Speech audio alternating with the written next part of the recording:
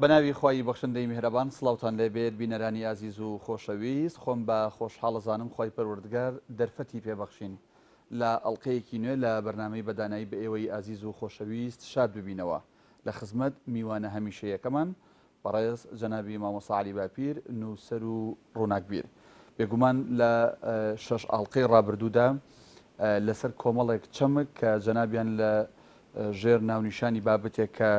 بۆ چاکردیم دۆخەی هەرێم باگوێ لە قورئان بگرین نووسیوێتی لە بنەمای حوتەماین لەسەر ئەوەی کە بینینی هەڵە و تاوانەکانمان هەروەها دان پێداهێنانیان بزانین ئەم چەمکەی جەنابی مامۆستا ئاماژەی پێکردووە هۆکاری چییە لەوەی کە هەرێمەکەمانی بەم ئاقارە گەیاندووە و چارەسەرکردنەکەی چییە؟ جەنابی مامۆستا سوپاس بۆ ئامادەبوونێت. سپاس بۆ ئێوەش کاکدانە بەخێر بێت. موفەقبی مامۆستا لەسەرەوەی ئاماژەمان پێکرد دانپێدانانی هەڵەکانمان دەپرسم بۆ ینی هەرێمی کوردستان لە ڕووی سیاسی و ئابوووریەوە کە بەم ڕۆژگارە گەیشتووە دەرەنجامی ئەوەیە بڕیار بەدەست و دەسەڵاتدار و حکومڕانانی ئەم هەرێمەی ئێمە هەڵەکانی خۆیان نابین و دانی پێدانانێن واگەیشتوین بەم ڕۆژە. الحمد لله وصلى الله تعالى وسلم وبارك على رسول الله محمد وآله المهتدين بهداه. سەرەتا پێویستە ئەوە لای هەموو لایە شتێکی سەلمێنراو بێ کە مرۆڤ بێ هەڵەوکەم و کوڕی نابێ. پێغەمبەری خاتەم محمد صلى الله عليه وسلم دەفەرمێت كل بني آدم خطاء وخير الخطائين التوابون وكل سنن الترمذي وأبو داود وأنا داهاتو دەفەرمێ هەموو وەچەی ئادەم هەڵەکارن باشترین هەڵەکارانیش ئەوانن کە دەگەڕێنەوە پەشیمان بۆوان واتە ئەوە دەبێ شتێک بێ کە حەقیقەتێک بێ لای هەموو کەس سەلمێنراو بێ کە مرۆڤ بێ هەڵەوکەم و کوڕی نابێ. ئەوە یەک. پاشان جەنابەت پرسیارت کرد کە ئایا هەڵەی خۆنەبینینی بەرپرسانی ئەم وڵاتە بڕیار بەدەستانی ئەم وڵاتە وەدان نەهێنانیان بە هەڵەوکەم و کوڕیەکانیاندا چکاری گەرێکی هەیە لەسەرەوە کە ئەم بارودۆخە ئاوا ماوەتەوە تووشە و حاڵەتە شەق بەستووە بووە. بێگومان ئەوە ئەمەی کە ئێستا ئێمە بەدەستیەوە دەستەویە خەین ئەم بارودۆخە ناهەموارە کە قەیرانێکی ئابووری بەڵکو دەرونی کۆمەڵایەتی و بارگرژێکی سیاسی لە وڵاتەدا هەیە کۆمەڵێک هۆکار بوونەتە پەیدابوونیم حاڵەتە بەڵام دیارە من لەوێدا باسی چارەسەرم کردووە کە یەکێک لە هۆکارەکان و ڕێگاکانی چارەسەری ئەم بارودۆخە بریتیە لە بینینی هەڵەوکەم و کوڕیەکان وەدان پێداهێنانیان. ئەوەم لەوە وەرگرتووە کە ئەگەر ئینسان هەڵەوکەم و کوڕی خۆی بینی دیارە هیچ کەسێک پێی خۆش نییە عیبدار بێ هیچ پێی خۆش نییە ینی کەسێک قوڕێک تۆزێک پەڵەیەک بە شوێنێکیەوە بێ مەمنونی کەسێک دەبێ ئاگاداری کاتەوە کاکە تۆ پەڵێت بە فڵان شوێنەوە بە پۆشاکەکەتەوە هەیە زوو لە خۆی دەکاتەوە پەڵێ. بێگومان عیب و کەم و کوڕی و هەڵە و تاوان و لادان بۆ ڕوحی هەر کەسێک بۆ ناخی لە پەڵەی پۆشاک خەتەرناکترن چونکە پەڵەی پۆشاک بە تۆزە ئاوێک بە خۆتەکاندنێک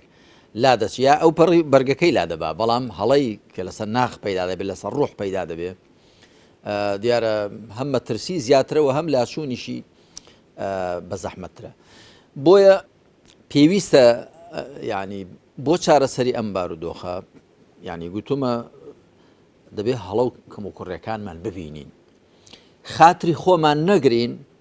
لەوەدا کە دان بە هەڵەکانمان دانەهێنین نەیان بینین و دانیان پێدانەهێنین چونکە گەر ئینسان هەڵە و کەم و کوڕی خۆی بینی وەکو گوتم بیری دەکاتەوە لە چارەسەری بەڵام کە نەیبینی ئەوە ئەو حاڵەتە زۆر حاڵەتێکی ترسناکە کە ئینسان نەزانێ نەشزانێ کە نازانێ نەخۆش بێ و بە نەخۆشەکەشی نەزانێ لاشی دابێ نەشزانێ کە لای داوە. ئەوە لە ڕووی زانستی پێی دەگوترێ نەزانینی ئاوێتە الجەهل المڕەکەب ئەوە کە ئینسان نەزانێ نەشزانێ کە نازانێ. وەکو یەکێک لە حەکیمەکان دەڵێ 4 جۆرە مرۆڤ هەن لە ڕووی زانین و نەزانین و ئەوانە باشترینیان ئەوەیە کە دەزانێ و دەشزانێ کە دەزانێ دەڵێ ئەوە زانایە لێ بپرسن پرسیاری لێ بکەن بۆی پێتان بڵێ هی دووهەمیان دەزانێ بەڵام نازانێ کە دەزانێ ئەوەش وەکو بڵێ بێئاگایە و بێداری بکەنەوە کە کاکە تۆ زانایی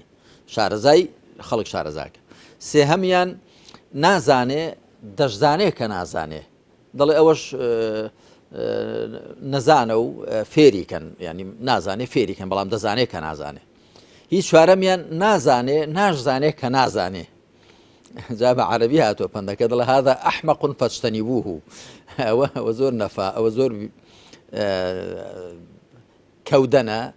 خۆتان لێ دوور بگرن چکە زۆر جێگەی مەترسیە من هیوادارم کە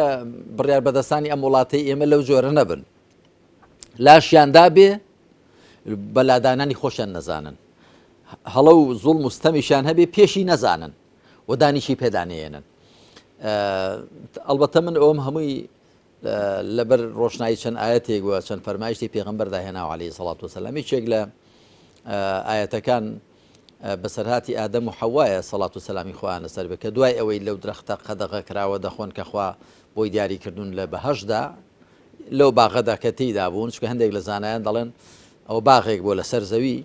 بەهەرحاڵ باغێک بوو بێ لەسەر زەوی هەموو پێداویستێکی تێدا بوو بێ بەهەشت بێ چکە جەنەت بە هەردووکیان دێت گرنگەوەیە یەک درەختی بۆ دیاریکردوون کە لێی نەخۆن دوای ئەوە کە لێی دەخۆن فلما ذاق الشجرة بدت لهما سوآتهما وطفقا يخصفان عليهما من ورق الجنة وناداهما ربهما ألم أنهكما عن تلكما الشجرة وأقل لكما إن الشيطان لكما عدو مبين قال ربنا ظلمنا أنفسنا وإن لم تغفر لنا وترحمنا لنكونن من الخاسرين كاتێک دەفەرمێ کاتێک لە درەختەکەیان شێشت هەردووشیان عیب و عاری خۆیانیان بۆ دەرکەوت و دەستیان کرد بە خۆ لکاندنی گەڵای درەختەکان بۆی خۆیان داپۆشن پەروەردگاریان بانگی کردن ئایا ئەم درەختەم قەدەغەم نەکردبوون لەم درەختە و پێم نەگوتبن شەیطان بۆ ئێوە دژمنێکی ئاشکرایە فریوتان نەدا هەڵتان بخەڵەتێنێ و لە میوەی ئەو درەختە دەرخواردتان بدا ئەوانیش دان پێدادێنن دەڵێن پەروەردگارمان ستەممان لە خۆمان کرد و ئەگەر تۆ لێمان نەبووری بەزەیت پێماندانەیە لە زیان باران دەبین لێرەدا بابوودایەکی ئێمە ئادەم و حەوا سەلامی خۆیان لەسەر بێ یەکسەردان بە هەڵەوکەم و کوڕەکەی خۆیان دادێن لە فەرمایشتی پێغەمبەریش داهاتووە عەلەیهی سەڵات وەسەلام وەکو لە سونەنی بەیهەقیدا هاتووە دەفەرمێ إذا أحب الله عبدا زهده في الدنيا وبصره بعيوب نفسه خوا ئەگەر بەندەیش خۆی خۆشویست وای لێ دەکات دنیا بەکەم گر بێ و عیبی خۆ بینەر بێ عیبەکانی خۆی ببینە دنیاش بەکەم بگرێ کەواتە ئەمە سەرەتای خۆڕاستکردنەوە و پاکسازی و چاکسازیە کە ئینسان کەم و کوڕەکانی خۆی ببینێ و دانیشان پێدا بێ زۆر باشە جەنابەت زیاتر مەبەستت لەو هەڵە و کەم و کورتی و لادانانە مەبەستت پێی شەرعیە یان لە ڕووی بەڕێوەبردننی وڵاتەوەیە جاخۆ هەموو جۆرە لادانێک هەر ناشەرعیە کاکە داناجیان هەموو لادانێک و هەموو تاوانێک و هەموو ستەمێک و هەموو خراپەیەک لەگەڵ شەرع تێک دەگیرێ جا یا لەگەڵ دەقێکی شەرعیدا تێک دەگیرێ بۆیەنە شریعەت فەرمانی کردو بە دادگەری إن الله يأمر بالعدل خوا فرمان دكا بعدل إن الله يأمر بالعدل والإحسان وإيتاء ذي القربى وينهى عن الفحشاء والمنكر والبغي يعظكم لعلكم تذكرون الآيات نود لسورة نحل بيقومان خوا فرمان دكا بدادگري بچاككاري وببخشين بنزيكان والريقري دكا لا فحشاء يعني هر قسەیەکی ناقۆڵاو نەگونجاو والمنکەڕ هەر کردەوەیەکی خراپ و لادان والبەغی هەر جۆرە دەستدرێژیەک جا مەبەستم هەر گوناح و هەڵە و لادانێک ئەگەر یا لەگەڵ دەقێکی شەرعی تێک دەگیرێ یا لەگەڵ ئامانجە شەرعیەکان تێک دەگیرێ لەگەڵ مەقاصیدی شەرع هەموو پێغەمبەران هاتوون عەلەیهیم الصەڵات وەسەلام بەرژەوەندی خەڵک بێتە دی بەرژەوەندی دنیا و دوا ڕۆژیان کەواتە هەر کەسێک بە شێوەیەک ڕەفتاری کرد کە پێچەوانی بەرژەوەندی خەڵک بوو ئەوە پێچەوانی شەریعەت جوڵاوەتەوە ینی تێبینیەکەت جوانێت چون هەندێک کەس وا دەزانێت ناشەرعی تەنیا ئەوەیە کە پێچەوانەی دەقێکی شەرعی بێ پێچەوانەی ئاەتێک فەرمایشتێکی پێغەمبەر عەلەیهی سەڵات وەسەلام بەتەکید ئەوە ناشەرعیە بەڵام ئەوەش هەر ناشەرعیە بۆ وێنە کەسێک کە پێچەوانەی یاسای هاتوچۆ دەجوڵێتەوە پێچەوانەی یاسای شارەوانی دەجوڵێتەوە تەجاوز دەکات پێچەوانەی هەر یاسای هەر فەرمانگەیەکدا کاری پێ دەکرێت دەجوڵێتەوە بۆ دەبێتە هۆی پەیدابوونی پشێوی و ئاڵۆزی و دەبێتە هۆی پەیدابوونی ستەم زوڵم زوڵمیش قەدەغەیە دەستدرێژی بۆ سەرمافی ئەمایندەکە قەدەغەیە لادان قەدەغەیە پەیداکردنی ئاژاوە و پشێوی و ئاڵۆزی قەدەغەیە مەبەستم پێ هەموویەتی واتە هەموو ئەو لادان و ئەو خراپەکاریانەی کە زیانیان بۆ خەڵک هەیە و پێچەوانەی بەرژەوەندی خەڵکن و پێچەوانی دادگەرین و پێچەوانی ڕاستڕەبین مەبەستم پێ هەموویەتی بەڵێ لەو نمونە قورآنی جەنابەت باست کرد لەوەی ئادەم و حەوا طبعا لە بەرامبەرەکە ئیبلیس هەیە کە ئەوش هەر بێفەرمانی و بە هەڵە و بەلاڕێ ڕۆشتە بەڵام جیاوازیەکێ لە نێوان ئەم دوو باڵێن ئەو دوو دروستکراوەی خوا زۆر باشە ئەمیان پاساو ناهێنێتەوە دانیشی پێدانێت و ئەشی بینێت و دانیشی پێدان و داوای لێبوردنیشەکە بەڵام ئیبلیس وەک بڵێ عوزریشی بۆ هێنێتەوە و لە ئەستۆی خۆشی وەدەری خای خاتە ئەستۆی لایانی بەرامبەر ئەوە ئەپرسم ئەگەر ئێمە بەم شێوازە تەعامولکەین ئیبلیس ئاسا بێ بابایەک ئیبلیس ئاسا عوزر بۆ هەڵە و تاوان و کەم و کورتی و لادانەکانی بێنێتەوە بیخاتە ئەستۆی بەرامبەر ئەمە بەرەو چۆمانەوە من پێم وایە کە زۆر جار لەم هەرێمی کوردستانی ئێمەدا بڕیار بەدەستانی ئەم وڵاتە وایان کردووە تەماشا بکە ئەم وڵاتە 25 ساڵە لەلایەن دوو حیزبەوە بەڕێوە دەبردرێ ئیدارە دەدرێ لە ڕووی سیاسی لە ڕووی یاسایی لە ڕووی ئابووری لە ڕووی ئیداری وانە لە ڕووی علاقات و دیبلۆماسی لە هەموو ڕوویەکەوە ئەمر و نەهی بەدەستی ئەو دوو حیزبە بووە ئێستا ئەم دوو سێ ساڵە ئەو قەیرانی ئابووریە پەیدا بوو ئەمە دەزانم نرخینەوە داشکاوە و دەزانم شەڕی داعش پەیدا بوو دەزانم لە بەغداوە بوو دژەبڕا بەڵام ئەوەش ئەگەر لێ بکۆڵیەوە جارێ شەڕی داعش هەر لێرە ڕوویەداوە لە بەغدا بە پلەی یەکەم ڕووی لە بەغدا کردووە کەچی لەوێ موچە و ئەوەی خەڵک هەر بەردەوامە پاشان نەوت هەر لێرە نەشکاوە لە وڵاتانی دیکەش هەرشکاوە و ڕاستیەکەی هەر ئەسڵەن تەنیا پشت بەستن بە نەوت بەو پارێکە لە نەوت پەیدا دەبێ هەر ئەو بۆ خۆی گرفتێکی گەورەی ئیداریە و دوایی تەماشا بکە ئێمە چەند باجی هەندێک لەو تەسریح و لێدوانانەماندا کە دوایی 180 دەرەجە لیان پاشگەز بووینەوە باسی سەربەخۆی و دەوڵەت و دەدواش ڕاچووینەوە بەغدایە ئێ باشە خەڵک 3 ساڵ باژی ئەو لێدوانانەیدا دوایی هیچیان لێ سەوز نەبوو عەجایب بەوەی کە کاتی خۆی ئێمە دەمانگوت کاکە با دەوڵەتمان هەبێ بەرە دەوڵەتی کوردی بچین بەڵام با پێشەکیەکانی بۆ هەڵچنین هەندێک دەخڵکردی هەندێک حیزب ئای لیان دەکردین بە هەرا وڵا پڵانکەس دەوڵەتی کوردی ناوێ و ئەوە لەبەر ئێران و لەبەر تورکیا و لەبەر عەمرو و لەبەر زەید بابە دەوڵەتی کوردیمان دەوێ هیچ کەس بەقەدەر ئێمە باسی نەکردووە و من نەکرد لێرە باسکە من لە تاران و لە ئەنقەرە و لە بەغدا و لە هەموو شوێنانی دنیا باسمان کردووە کە کوردی جۆک و هەموو نەتەوەکانی دی خاوەنی نیشتیمانێکە مێژوویەکە و نەتەوەیەکە خاوەنی زمان و کللتورێکە حەقی خۆشیەتی لە وڵاتی خۆیدا خاوەنی ئیدارە و ئیرادەی خۆی بێ بەڵام ڕۆیشتن بەرە و ئەو ئامانجە پێویستی بە پێشەکیان هەیە پێویستی بە زەمینە سازی هەیە چونکە زەمینە سازیەکەی بۆ نەکرابوو لێدوانی 3 ساڵ بە چوونەوە سەفەرێکی چۆنەوە بەغدا هەمووی هەڵوەشایەوە خەڵکەکە باژەکەیدا هیچیشی لێ سەوز نەبوو جامە بەستم ئەوە کە لە بەغدا و بوو دژەبڕا تاوان ئەو لێدوان و تەسریحانە زۆر کاریگەری هەبوو لەسەر ئەوە ئەو نەوتی خۆ بۆ خۆ فرۆشتنە ئێ باشە بۆ خۆ بیفرۆشە بەڵام بزانام جارێ داخۆ چۆنی دەفرۆشی پارەکەی کوا خەڵک خۆ دەبێ ئێستا تۆ تەماشای خەڵک دەڵێ من نەوتم نییە خەڵک دەڵێ بریان نەوتمان هەر نەبووایە قسە دەکرێ ئەڵبەتە من لەگەڵ زۆر لەو قسەی ڕەشبێنانان و قسەی خراپدانی مەوانەیە کە خۆزگە دەخوازن بە ڕژێمی سەدام و ئەوە بەڕاستی بێئینسافی و زێدەڕۆیەکی گەورەیە بەڵام بێزاری خەڵک و تووڕەیی و نیگەرانی خەڵکی دەبێت حیسایی بۆ بکرێ. جا کاتێک کە ئێمە ئەم وڵاتە بۆ شێوە ئیدارە دەکەین و دەرهاویشتەی خراپی دەبن، دەرهاویشتەکان یەخەی خۆمان و میلەتەکەمان دەگرنەوە، هەرچەندە بەداخەوە تێر ئاگای لە برسی نیە. هەندێک لەوانەی کە پێیان وا دنیا شامی شەریفە حیزب و خزمیان پڕ کردووە کردوانەتە ملیار لێر یا بەلایکەوە ملیۆن لێر، ئیدی هاواری خەڵکی برسی و ڕەش و ڕوت نابیستن. مەبەستمەوە کە کاتێک ئێمە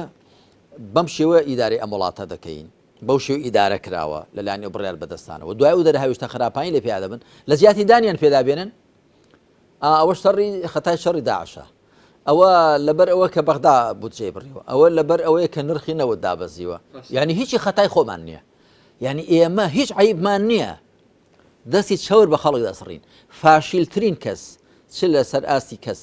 چ لەسەر ئاستی حیزب، لەسەر ئاستی دەوڵەتان، ئەو کەسەیەکە هەمیشە دەستی چەوری خۆی بەم لاولا بسڕێ. ئینسانی سەرکەوتو و حیزبی سەرکەوتو و دەوڵەت و قەواری سەرکەوتو ئەوەیە کە هەڵەکانی خۆی ببینێ، چارەسەریشیان بکە. ئەوەی خەتای خەڵکە خەتای خەڵکە، بەڵام ئەوەی خەتای قۆتە ئاگال لێ بێ. ئێمە کە تەحلیل و شیکردنەوە دەکەین، زۆر لەو دەرهاویشتانە خەتای خۆمان. ئەستان کە تۆ ئەگەر تەنیا پشت بە نەوت نەبەستی، نرخی نەوت دابەزی یاخود هەڵکشێ، زۆر کاریگەری لەسەر تۆ نابێ. ئەگەر تۆ بزانی چۆن ئەم وڵاتە ئیدارە دەکەی، تووشی ئەو هەڵبەزوو دابەزانە نابی. ئەگەر پێشتر ئەم وڵاتە بە دامەزراوە بکرێ، حیزب هەمووی قوت نەدا و بنەماڵەش حیزب قوت نەدا، یعنی حیزب حکومەتی قوت داوە، بنەماڵەش حیزبی قوت داوە، جاوەرە حسابی خۆی بۆ بکە. ئەنجامی ئەوەدا کە وەزع بەو شێوەیە لێدێ، باشترین شت ئەوەیە کە تۆ بێنی کە مۆکڕەکان وەکو خۆی ببینی، وەکو ئادەم ئاسا عليه الصلاة والسلام، حوا ئاسا کە مۆکڕەکانی خۆت ببینی، دانیان پێدا بێنی و داوای لێبوردنیش پێی لە خوای پەروەردگار. بەرامبەری ئەوە کە تۆ کە مۆکڕەکان هی خۆتن، خەتای خۆت بووە، بەڵام لە زیاتی دانیان پێداوین، دەستی چەور بە خەڵک بسڕی، خۆشت پیاو چاک دەربێنی، خۆت تەسکیە بکەی، بڵێ من هیچ عیبم نییە. بەڕاستی ئەوە عادەتی ئیبلیسە، هیچ گومانی تێدا نییە. چونکە ئیبلیسیش خوا سبحانه وتعالى فەرمانێکی پێکرد کە کڕوش بەرێ بۆ ئادەم،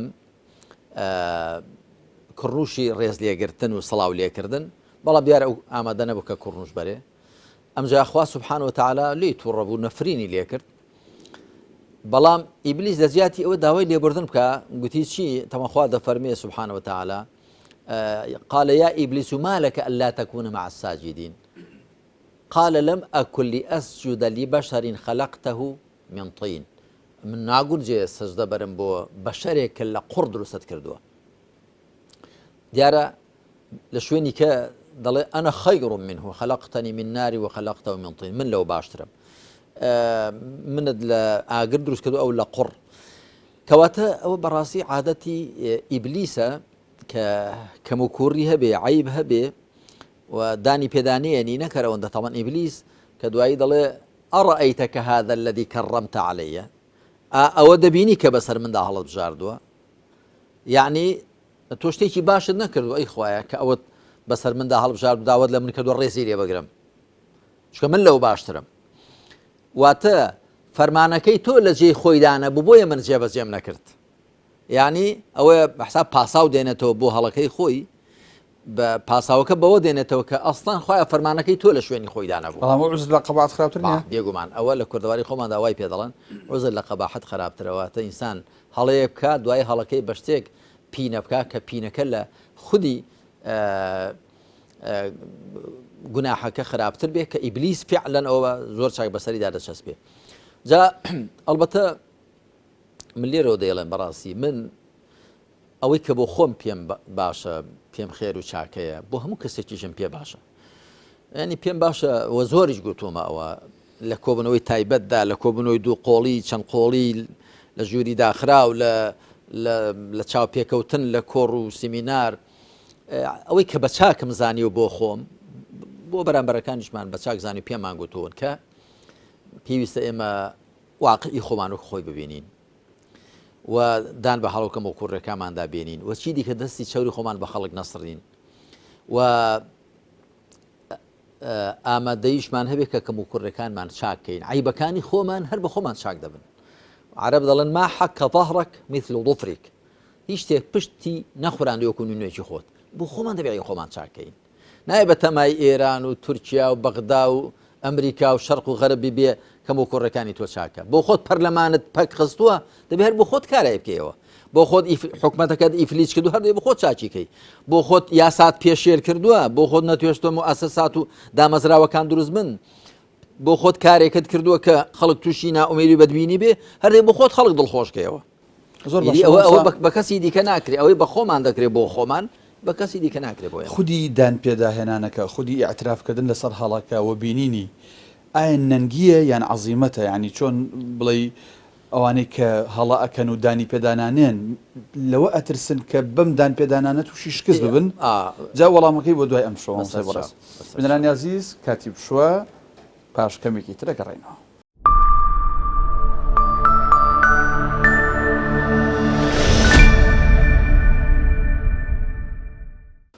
دووبارە سڵاو عەزیزان من دانا محەممەد پێشکاری بەرنامەی بەدانایی لە خزمەت میوانە هەمیشەیەکەمان جەنابی مامۆستا عەلی بەپیر نووسەر و ڕووناکبیر مامۆستای بەڕێز پێش پشووەکە لێم پرسید دان پێداهێنان بە هەڵە و کەم و کورتیەکان نەنگیە یان عەزیمەتە بۆ بابایەگووە ئینسان ئەگەر دان بنێ بە هەڵە و کەم و کورتی خۆیان لەوە ئەترسێ شتێک لە دەست باوادانی پێدانانێ هەمیشە بە ئەزمموی من و بە تێگەیشتنی من ئینسانی بەهێز لەوە ناترسێکە دەن بە هەڵی خۆی دابێنێ هەمیشە ئینسانی بێهێز پێی وایە ئەگەردانی بە هەڵە و کەم و کوڕێک داهێنا پێی دەشتێ بەڵام بەڕاستی ئینسانی بەهێز دەزانێت کە دان بە هەڵی خۆداهێنان فەضیلەتە عەرەب دەڵێن الاعتراف بالخطأ فەضیلە و لە پەندی پێشیناندا هەیە دەڵێ نەکەوتن ئازایەتیە بەڵام هەڵسانەوەی دوای کەوتن ئازایەتی ترە ڕاست دەفەرمووی حتمما دیارە کەسانێک وا بیر دەکەنەوە کە من پێما ئەوە لە دەرونی خۆیاندا هەست بە بێهێزی دەکەن کە پێیان وایە ئەو کەم و کوڕیانێکە هەیەیانن ئەگەر بێت و دانی پێدابێنن ئەوە وەکو بڵێ لەسەر خوانی دەکەنە ماڵ نازانن کە هەڵە و کەم و کوڕی کە هەتە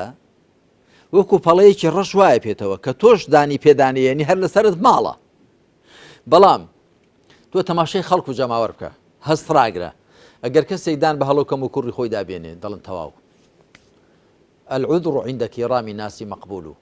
یعنی تۆ کەسێک ناحەقیەکەت بەرامبەر دەکا دوای کە دێتەوە بۆ لات دەڵێ من بەرامبەر بە تۆ ناحەقیم کرد داوای لێبوردنم هەیە ئینسان ئەگەر شبر ڕێز و حرمەت و کەڕامەتی هەبێ هەرپی عیبە هیچ بڵ تەواو یعنی من زۆر جار سرم سوورماوە لەم وڵاتەی ئێمەدا شەڕ کراوە خوێن ڕژاوە گرفت بووە کێشە بووە زۆر بە کەمی بینیومە ئەگە بڵێم هەر نەمبینیوە لە بڕیار بەدەستانی ئەساسی ئەم وڵاتە هیچێکدان باڵی خۆی دابێنێ جاریوە ئاشبوونەوەش بۆ دوای کوتانەوە خەتای خەڵک بوو ئێمە بەشەڕ ناتوین تۆ قیادەی شەڕەکانت کردو تۆ ئامیر بووی و تۆ ناهی بووی سایانی چی وەکو بەرزەکی باران خۆتی لێ دەبێ دەر ئەوە بەڕاستی بێهێزیە و جوامێری ئەوەیە کە ئینسان دان بە هەڵە و کەم و کوڕەکان دابێنێ وەکو خۆی بیان بینێ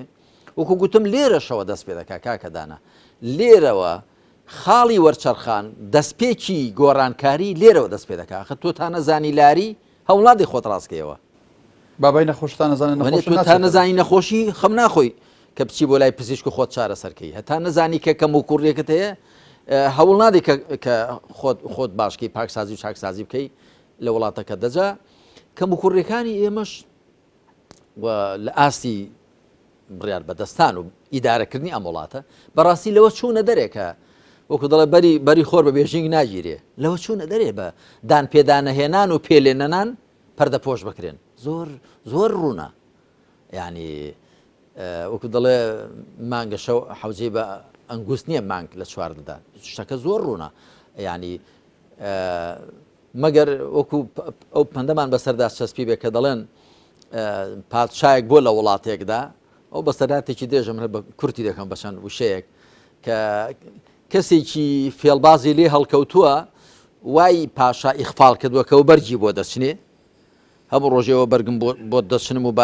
دوای پاشای ڕوت کردوەوە قوربانەوە بەرگە زۆر جوان کوتی آخر من ڕوتم ناوە لە بەرچاوی خۆت پێت وایە هەموو کەس بەرگەکە دەین بەس خۆت نایبینی ئیدی دوایی وای لە پاشا کردووە بەڕووتی بچێتە نێو خەڵکو و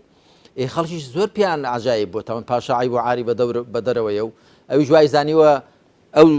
ئەو کەسە فێڵبازە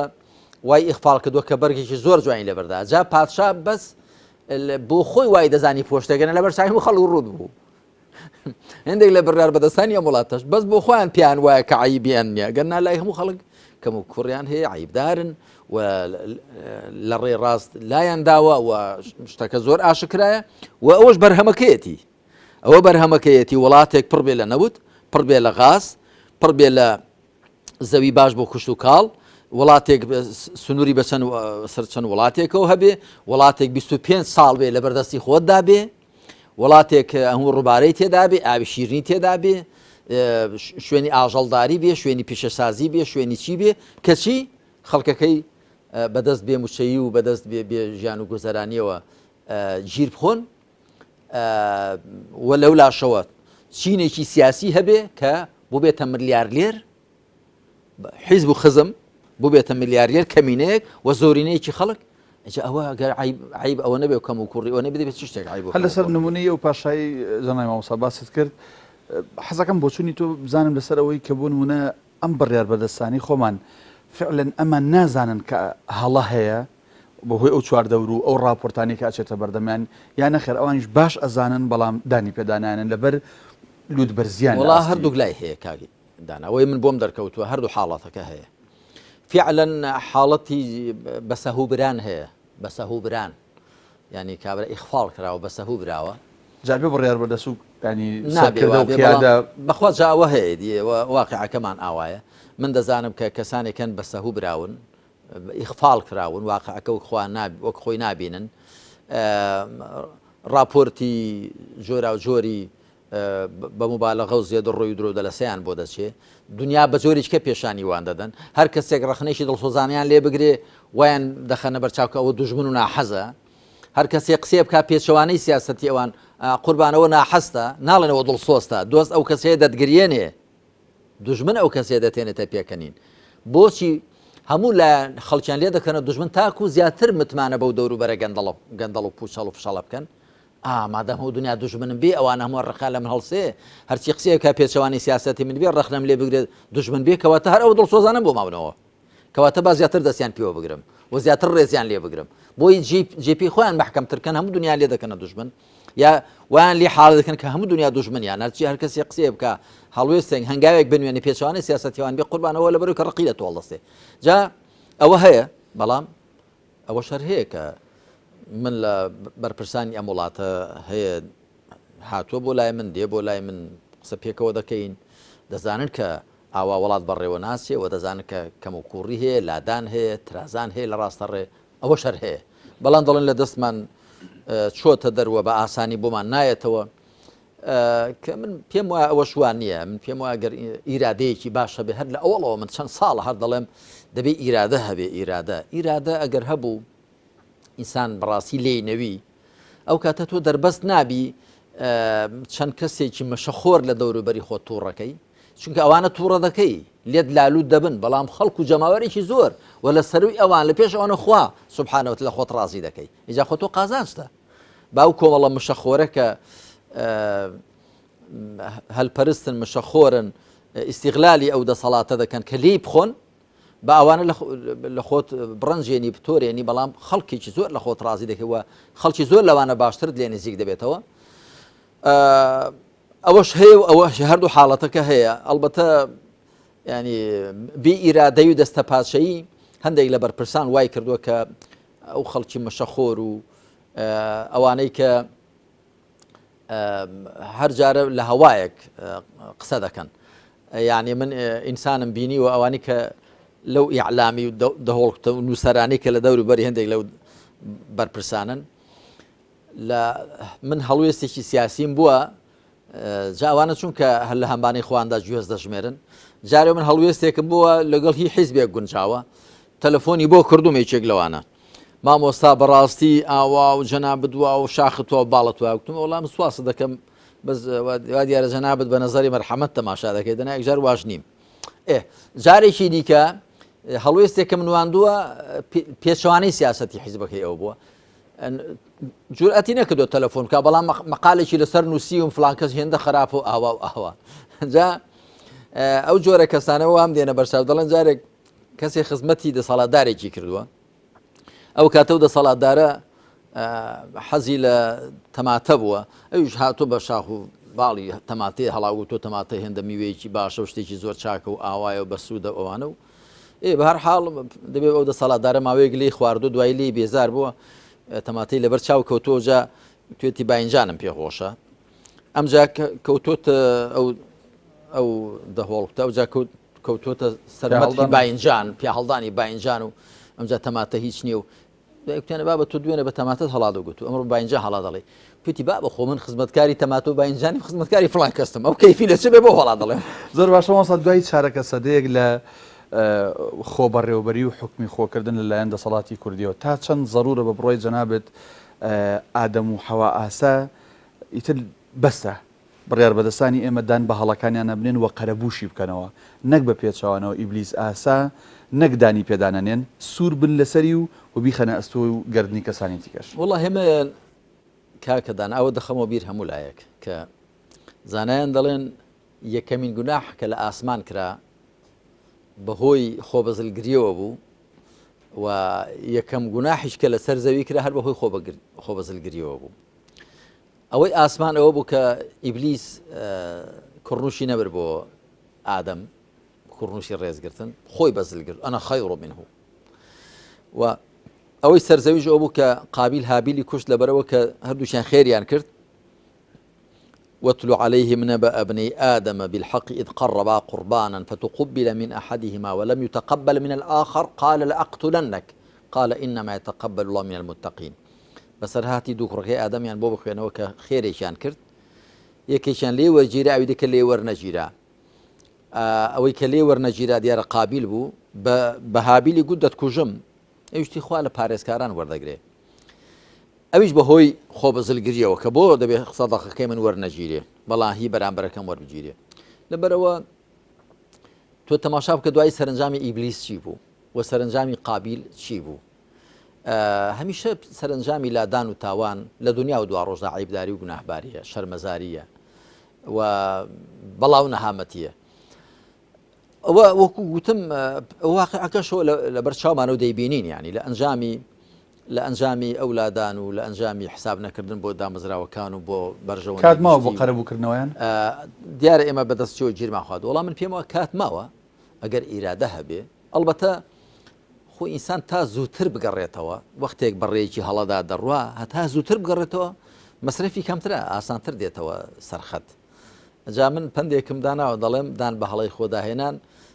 کەم مەسرەفترین شتە مەسرەفی زۆر کەم دەچێتێ کەسی هەڵەیەکی کە بڵدانی پیادێنم تاواو بەڵام بێنێ ئەو هەڵەیە بە هەڵەیەک کە پینە بکە ئەوش بەیەکی دیکە پینە بکە هەر دەبێت لە سەری بچێ مەسرەفی زۆر دەکا و بێسوودیشە ئەمن پێما بەڵێ ئێستاش کات ماوە خۆ ئێمە تا لە دنیا دابین کات هەرماوە زۆر باش بەڵام بەتەکی ئینسان تا زووتر بگەڕێتەوە دەرهاویشتەی هەڵە و کەم و کوڕەکانی کەمتر دەبێت خەسارەت کەمتر دەبێت لە ئێستای هەرێمی کوردستانە بە بڕای جەنابەت ئەبێ کێدان بە هەڵی خۆیان بنێ ئەوانەی کە هەڵەیان کردو و بڕیار بەدەست و حکومڕانەکان یان تاکی کۆمەڵگەی کوردی وڵای تاکتاکی کۆمەڵگەی کوردی هەر کەسە لە ئاقار خۆی وەکو گوتمان هیچ کەس بێ هەڵە نییە بەڵام تاکێک هەڵەیەک دەکا خۆی باجەکەی دەدا تاکێک کە نەخۆش دەبێ ئەگەر خۆی چارەسەر نەکا بۆ خۆی تووشی نەخۆشی زیاتر و دوای تووشی مەترسی تێدا چوون دێ بەڵام کاتێک کۆمەلگایەک نەخۆش دەبێ دیارە هەمووی دەکەوێتە بەر مەترسی بەرەوە بەڵێ لە هیچ کەس فریشتە نییە هیچ کەس فریشتەی هەڵە و بەفری بێپەڵە نییە بەڵام ئەوەی ئەم بارودۆخەی بەم ڕۆگەیاندووە شێوەی ئیدارەدانی ئەم وڵاتەیە ئەو عەقڵەتەیە کە لە پشت ئەو ئیدارەیەوەیە ئەو عەقڵەتەی کە ئەم وڵاتەی بەڕێوە بردووە ئەوە دەبێت ڕاست بێتەوە من جارێک کەس باسی ئەوم کردووە کە بەڕاستی هەنگاوی یەکەم ریتێ لە ڕاستکردنەوەی ئەو عەقڵەتە ئەو عەقڵەتەی کە پێی وایە ئەو خەڵکە بۆ خزمەتی ئەو دروست کراون ئەگەر بە قسە نەیڵێ بەکردەوە ڕەفتار دەکا کە ئەو خەڵکە دەبێت لە خزمەتی ئەودا بێ و ئەو وڵاتە هەمووی هی ئەوە دەبێت هەمووی لەژێر تەسەڕوف و مڵکێتی ئەودا بێ ئەگەر بەکردەوە بە قسە نەیڵێ بەکردەوە ڕەفتار دەکا ئەو عەقڵەت دەبێت بگۆڕدرێ ئێمە هەمومان لە ئادەمین ئادەمیش لەگەڵە هەمان بەندەی خواین و دەبێ هەم پێکەوە تەبابین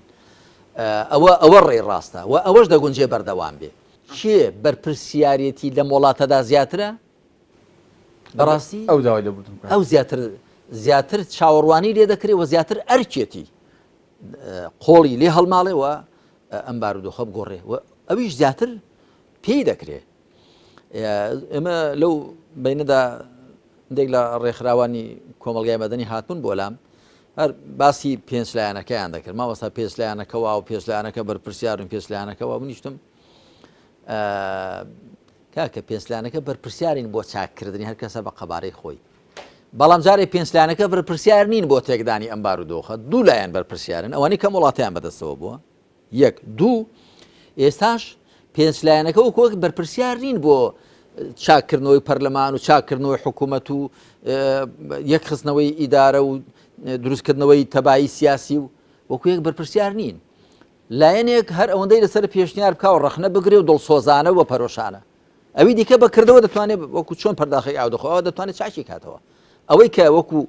پەرداخێک ئاو خواردنەوە بۆی ئاسانە چاکی کاتەوە بەرپرسیارەتی جۆرێکە ئەوی دیکەش کە هەر دەتوانێت پێشنیار بکە و ڕەخنە بگرێ ئامۆژگاری بکە بەرپرسیارەتی زۆرێکی دیکەیە وەکو یەک نین بەڵام ئەو بڕیار بەدەستانی کە وڵاتەکەیان تێکداوە دائیم ئەو بیرۆکەیە ڕەواز پێ دەدەن کە هەندێک کەس لە خەڵکە مەزڵومەکەش وەکو تووتی دووبارەی دەکاتەوە بیستم هەندێک لایەنیشە لەخۆوە وەڵا هەمومان بەرپرسیارین ئاخر هەموو لای بەرپرسیارین کاکە بەڵام تۆی کە لە دانوان ئاویشت بەدەست نییە بەرپرسیارەکەی تو لە قەدەر خۆتەوی دیکە لە قەدەر خۆیەتی جا ئەوانەی ئەو بڕیار بەدەستانی کە غەڵەت و خەتایان زۆرە دەیانەوێت خەڵک هەمووی لە شەڕێدا شەریککەن دوای ئەوەی لە خێرێت تەریکیان کردوون دەیان لە شەڕێدا شەریکیان کەن وەرە هەموو لا بەرپرسیارین وەکو یەک ئەو درۆیکی زۆر گەورەیە یعنی ئەو کەسێک کە لەم وڵاتەدا هیچی بەدەست نییە نەپارەی بەدەستە نە هێزی بەدەستە نە پەیوەندیەکانی بەدەستە نە وڵاتی بەدەستە نە عەرزی بەدەستە نە چی بەدەستە ئاخر ئەوە چۆن بەرپرسیارە بەرامبەر بە چاکردنی بە چاکردنەوەی ئەم وڵاتە کە پێی چاک ناکرێت حقیقت هەر کەسە لە قەدەر خۆی بەرپرسیارە بەڵام مامۆستا لە نووسینەکانی جەناب تا ئەگەر سەرنج بدرێت زۆر جار ئەم دەستەواژە دووبارەکەیتەوە حەزەکەم بۆ ئێمە ڕوونکەیتە مەبەست چییە نووسیتە سرم لە بڕیار بەدەستانێک سوورماوە کەواقعی نەخۆشی هەرێمەکەیانە بینن کەچی هیچ هەنگاوێکی کردی بۆ چارەسەرکردنی نابینن هەرچەندە لە ڕواڵەتدا ئەمە ینی زۆر ڕوونە بەڵام من حەزەکەم بۆ ئێمە و بۆ بینەرانی ڕوونکەیتەوە مەبەست لە چییە وڵی من مەبەستم لەوەیە هەندێک کەس هەر قسە دەکا و کۆڵی خۆی بە خاوەنی هەرێمی کوردستان دەزانێ هەندێک حیزب دەڵێ من مەسەل مێژوێکی ئەوەندەم هەیە بە تایبەتی هەردوو حیزبی حکومڕان و هەندێک شخص قسە دەکەن و کۆبڵێ خەڵکە هەموو ئەو بەرپرسیان بێ ئێ باشە زۆر چاکە المەرء مؤاخذ بإقراره مرۆڤ بەدان پێداهێنانی خۆی دەگیرێ باشە زۆر چاکە تۆ کە خۆت حیزبەکەت ماڵەکەت بنەماڵەکەت خزمەکانت ئەوانەی دەوروبەرت خۆتان بە خاوەنی وڵاتەکە دەزانن دەیڤەر وەرە خاوەندارێتی بکەن جا خاوەندارێتی کردن ئاوا دەبێ وەرە خاوەندارێتی بکەن مەبەستم لەوەیە کە من دەبینم ئەو جۆرە ئیدعایە ئەو جۆرە بڵین کەڵکەڵەیەکە لە کەلەدا هەیە و دوایش لەسەر ئەرزی واقع نابینیم هیچ هەنگاوێکی جددی بندرێ بۆ چاکردنەوەی وەزعەکە کە لەبەردەستی خۆشیاندا هەیە هەر تۆزێک تەواضعی دەوێ هەر تۆزێک پێ لە نەفسی خۆنانی دەوێ هەر تۆزێک ئازایەتی دەوێ ئازایەتی بۆیە سرم سوور دەمێنێ من تەماشا دەکەم بەرپرسانی ئەو وڵاتانە دێن بۆ لامان ئەوان بۆ خۆیان پیان عجایبی دەڵێن باش زۆرمان پێسەیرە ئەوە ساڵێکە پەرلەمانتان پەک خستووە دەڵێن کەس هیچ وڵاتێکمان نەبی هیچ میلەتێکمان نەبینی و میلەتێکن لەسەر نەخشەی سیاسی بوونتان نییە دەتانەوێت دەوڵەتتان هەبێ کەچی لە وڵاتێکدا بۆ هەر بۆ خۆتانن هەر لە بینی خۆتاندا پەرلەمانتانێ بۆ خۆتان پەکتان خستووە حکومەتتانێ بۆ خۆتان ئیفلیشتان کردووە خێروبێریی زۆرتان لە بەردەستدا هەر بۆ خۆتان خەڵکتان لە خۆتۆڕە کردووە پێمان عجایبە پێمان سەیرە بەڕاستی ئەم بارودۆخی ئێستای لە هەرێمی کوردستاندا دەگوزارێ کاک داناگەر کەسێک لە دەروی خۆمانەوە تەماشای دەکا زۆر سەریان سوور دەمێنێ من جارێک بەرپرسێکی ئەم وڵاتانە هات وتی دەزانی ئێوە کە بەم شێوەیە ئەم وڵاتە بەڕێوە دەبن ئێوە یانی بەگشتی قسەی دەکردەوان گوتم کی خۆی هەر ئەو 5-6 ملیۆنەی ئەو خەڵکەی کە لە هەرێمی کوردستاندا نایخەنە ژێر پرسیار لە بەرچاوی دنیا گوتم ئەی چی 40 ملیۆن کورد دەخەنە بەرپرسیار ئەوە بەرپرسێکی یەکی لە وڵاتانی دراوسێ بەرپرسێکی گەورەش بوو وتی ئێوە 40 ملیۆن کورد دەخەنە ژێر نیشانەی پرسیار کە بابە ئەو میلەتە شایستەی ئەوە نین خاوەنی ئیدارە و ئیرادەی خۆیان بن ئەوە تا بەشێک لە کوردستانیان بەدەستەوەی ئەویشیان دوولەت کردووە و ئەویش نەوتەکەی دەفرۆشن کەس نازانێت چۆ پەرلەمانەکان پەکخستە حکوومەتەکان ئیفلیس کردووە و پێکەوە قسە ناکەن وتمەڵا قسەکە جوانە جا ئایا ئەوە جێی سەرسوڕمان نییە بەڕاستی جێی عازباتیە کە ئینسان ئاوە لە وڵاتی خۆتەوە ڕابمێنی ئاوە ئەزمونونەکەت مردار بێتەوە لە بەرچاوی خۆت ئیدعاش دوابێت کە لە هەموو کەس بۆی دڵسۆزتری و لە هەموو کەس بۆی بخەمتری کەچی پێشت بکرێ نەچی هەڵیستێنیەوە تۆزێک ئاوی بەگەروێدا بکەی بیبژێنیەوە مامۆستا ئەوە جێی سەرسوڕمان نییە ئەو خێر و بێر و داهات و سامانە سروشەی لە ژێر و لەسەری ئەم خاکی ئێمە هەیە کە دەسەڵاتداران ئەوی جەنابەت فەرمووت بڕیار بەدەسەر دەسەڵاتداران تەنها بۆ خۆیان و چواردەورەکەیانە بەڵام ئەگە ئێمە وڵاتانی کەندا و کە نزیکترینن لێمانەوە بە نمونەوەری بگرین ئەنی ئەوان جگە لەوەی کە بەڵێ بۆ خۆشیان سەرانیان بە هەمان شێوەن بەڵام میلەتەکەیان قڕنین میلەتەکەشان لەگەڵیا لە ئاستێکی باشان ئەو ماڵانی ئەوێ هەموو وەک باسەکرێ هەمووی فلیپینی و ئەندونوسی و پاکستانی خزمەتکاریانە بۆ بڕیار بەدەستانی ئەمە ناکەن بە بڕێتەوە هەم بۆ خۆیان بیخۆن هەم میلەتەکەشتر ئەگەر لیان زانی بە ئەگزارێکە لە قیامەتیان زانی بە لە پەیوەندی لەگەڵ خوا و چاودێری خۆیان بەسەر خوانە بینێ دە بۆیان کردبە ئەگەر لە دنیاشان زانی بە هەردە بۆیان کردبە خۆ مەرزنی ئەوانەی کەندا و دەوڵەتانی کەنداوی زۆر عقلی قیامەتیان بە قووت بێ بە عقلی دنیایان بە قووەتە دەزان دنیاکە چۆن بخۆن دەزانە گەرە و خەڵکەش بەشدار نەکەن لەو سفرە و خوانە لەو ناز و نیعمەتەکە لە وڵاتەکاندا هێگە بەشداریان نەکەن نایەکە نەخاوان پشک و بەش دڵسۆز نابن بۆ وڵاتەکە لەبەرەوە فیعلەن من پێم وانە ئێستا دیاردەی سوالکردن و دەست لە خەڵک پانکردنەوە لە وڵاتانی کەنداودا هەبێ بەڵکو خەڵک میش دیارە زانیاریم هەیە خەڵک زۆر دەچێ دەڵێن مەگەر چۆن دەنا هەمویان وەکو پادشایان دەژین وەکو چۆن خوای پەروەردگار لە سوورەتی مائیدەدا بە بەنی ئیسرائیل دەفەرمێ إذ جعل فيكم أنبياء وجعلكم ملوكا کە پێغەمبەرانی لە نێودا پەیدا کردبوون و هەمووتانی کردبوو بە پادشا یعنی لە تەنێدا لە مفەسیرین دەڵێنی هەمووتان وەکو پادشا دەژیان پاشا ئەوەی خزمەتکاری هەبێ و خەڵکی هەبێ و ئەمجا ئیسراحەت بێ و ئیمکانیاتی هەبێ ئەوە خۆ پاشایەتیە قسەکەت جوانە دەبوو جا بە کاتی خۆی بە تەمابووین ئەم هەولێرە بکەین بە دووبەی وە نەبوو بۆمان نەکرا بە دووبەی کە لە ڕاستیدا بەرەو پێشچوونی وڵات ئەڵبەت هەولێر مەبەست کوردستانە بەڵێ بەڵێ وڵا بە تایبەت باسی هەولێر دەکرا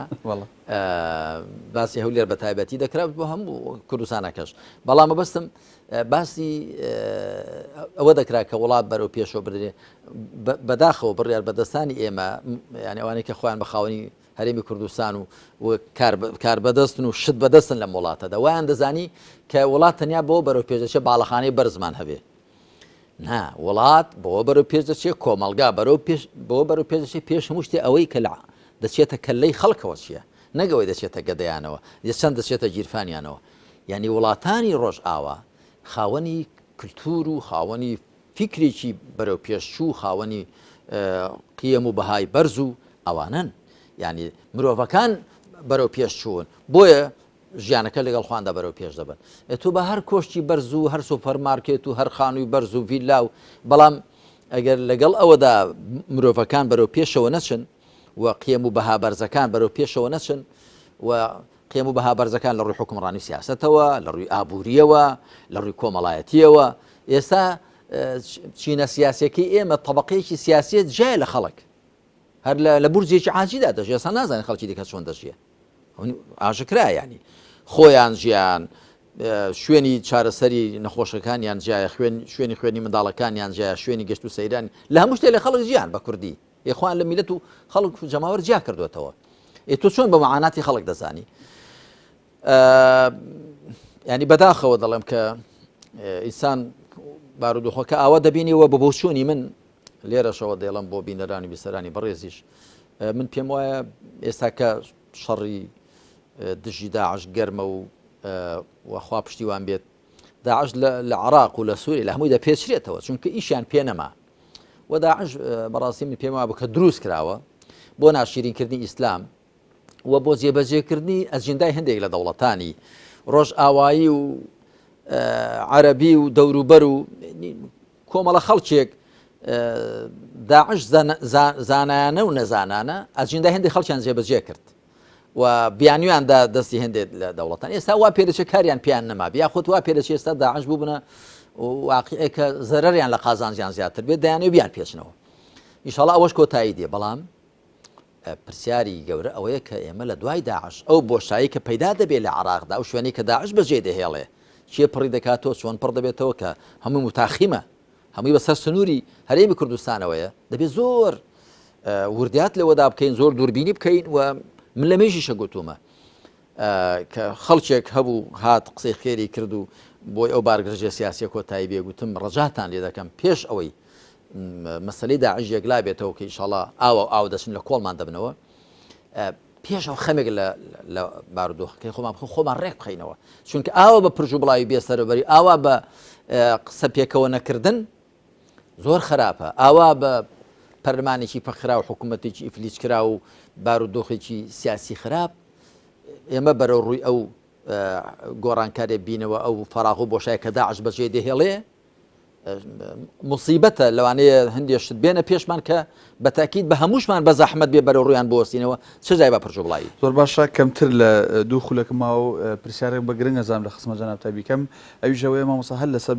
ینی دانپێداهێنان و هەڵەبینین هەیە هەڵەی دەوروبەر و بەرامبەرەکانی ئەبینێ بەڵام هەمان هەڵەی ئەو کە خۆی ئیکار نابین ینی بنمونە لە ماوەی ڕابردووە ویسرا لەلایەن حکوومەتی عراقیەوە جۆرێک لە پەرلەمان پەک بخرێ بەڵام لە هەرێمی کوردستان و بانگەشەی ئەوە کرا کە ئێمە لەگەڵ حکوومەتی مامەڵە ناکەین کە بیوە پەرلەمانەکەی خۆی پەکخا بەڵام ئێستا بەدەستی خۆمان ئێمە دیسانەوە هەمان سیناریۆمان دووبارە کردەوە پەرلەمانی خۆمانمان بەدەستی خۆمان پەکخستەوە لەسەر ئەماڵێکی وڵا لەسەر ئەمە دەڵێم شعري عربي لا تنهى عن خلق وتأتي مثله عار عليك إذا فعلته عظيم ڕێگری لە ئاکارێک مەکە کە خۆشت ئەنجامی بدەی ئەوە عیب و عاریی گەورەی دەکەوێتە سەرت ئەگەر پەکخستنی پەرلەمانمان لە بەغدا پێ خراپە دەبی لێرەش پێمان خراپ بێ و ئەگەر لەوێ پێمان شتێکی باشە حکوومەتی بەغدا موچەبدا بە خەڵک لێرەش دەی پێمان چاک بێ ئەگەر لەوێ پێمان چاکە وەزیرێکی گەندەڵ وەزیرێکە کەم تەرخەمی کردووە پەلکێشی پەرلەمان بکرێ لێرەش دەبێت ڕێگە بدەین وانە ئەگەر لەوێ پێمان چاکە کە هیچ کەس لەسەر یاساوە نەبێ لێرەش دەبێت ئەومان پێ چاک بێ ئەگەر ناتۆ وڵا شتە باشەکانمان بۆ بەغدا پێ چاک بێ بۆ ئێرەمان بۆ دەبێت میلەتی خۆمان ناخۆشتر بوێ ئەوە لە ڕۆژ ئاوای لای ڕۆژ ئاوایەکان ئەوە هەیە من جارێک بە هەندێک لە بەرپرسانی ڕۆژ ئاوایم گوت ئێوە دیموکراسیەت و مافی مرۆڤ و مافی چارەنووس و ئازادی و ئەوانەتان بۆ خۆتان پێ باشە بەڵام لە دەرەوەی سنووری خۆتان پێتان باش نییە تیان بەڵگەت چێ ئەمریکیەکانم گوت تم بەڵگەم ئەوەیە کە لە دەروی سنووری خۆتان هەزاران مرۆڤ دەکوژێ وەرەزان مێشە لە بین شۆ بەڵام لای خۆتان نەفرێک بکوژرێت دنیاتان لێکاوە دەبێ وش هەر مرۆڤ نییە لە لای خۆتان فعلا تەداول و دەساودەستی دەسەڵات دەکەن بەڵام لەو وڵاتانی کە حکمی میراتی و حکمی دیکتاتۆری و حکمی خۆپەڕستکردن هەیە حکمی عسکەری هەیە باشترین مامەڵەیان لەگەڵدا دەکەن ئەگەر ئەوەتان بۆ خۆتان پێچاکە لەوێش مامەڵەیان لەگەڵدا مەکەن با بخۆیان دابێنەوە بەڵام تۆ لە محەممەد مورسی لەوێ ڕەوایەتی لە خەڵک وەردەگرێ و کودەتای بەسەردا دەکرێت دەچێتە زیندان ئەتۆ مێشت میوان نییە دوایی باشترین تەعامل لەگەڵ عەبدولفەتاح سیسیدا دەکەی کە عەسکەرێکە و بە کودەتا هاتۆتە سەر حوکم ئایا ئەوە هاندانی خەڵک نییە بۆەوە کە دیموکراسی پێشێلکە و ئایا ئەوە پێچەوانەی شیعار و دوژمەکانی خۆتان نییە جا ئێمەش دەبێ ئاگامان لەوە بێت ینی بانێکە و دوو هەوانە بێەوە بە دوور بە نەپێوین هەرچی بۆ خەڵکمان پێچاکە بۆ خۆشمان پێچاک بێ هەرچی بۆ خۆمان پێچاکە بۆ خەڵکیشمان پێ باش بێ و وەکو گوتم ئەم وەزعەش ئەگەر بەڵێک کاتیشمان کەم ماوە بەڵام لەو کاتەکەمەشدا دەگونجێ هەندێشت قەرە بوو بکەینەوە هەندێشت چاک بکەینەوە گەر چاکی نەکەین دەستی لێ نەژۆڵێنین من پێم وایە ئێستا دەرد و نەخۆشیەکانمان زۆر بوون زۆر زیاتریش دەبن و خوش دەزانێت داخوا لە داهاتوودا چی بەرە ڕوومان دەبێتەوە ئەلبەتە ئەو کاتەش ئێمە هەر ئەوەندەمان پێدەمێنێ بڵێ نەمان گوت زۆرمان نەگوت زۆر ڕژامان نەکرد بە میکانیزمی جۆرا و جۆر بەڵام بەتەکیت ئەو کاتە خەتایەکە دەکەوێتە دەست ئەوانەی کە ئێستا دەتوانن بارودۆخەکە بگۆڕن و چاچیکەن و چاچی ناکەن زۆر باشە پشت بەخوای گەورە لە ئەڵلقەی داهاتوو ئەڵلقەی هەشتممان باز لە گەڕانەوە بۆ لای خواکەین زۆر سپاس بۆ بەڕێزت کە وەڵامی پرسیارەکانی ئەم ئەڵلقەیە داینەوە جەناب مامۆستا سپاس بۆ ئێوەش سەلامت بن بینەرانی عزیز و خۆشەویست تا بەیەگەیشتنەوەمان لە ئەڵلقەیەکی نوێ هەمولایەک بەخوای گەورە ئەسپێرین کوردستانێکی ئاوەدان و ئارام بۆ هەمولایەک خواتان لەگەڵ.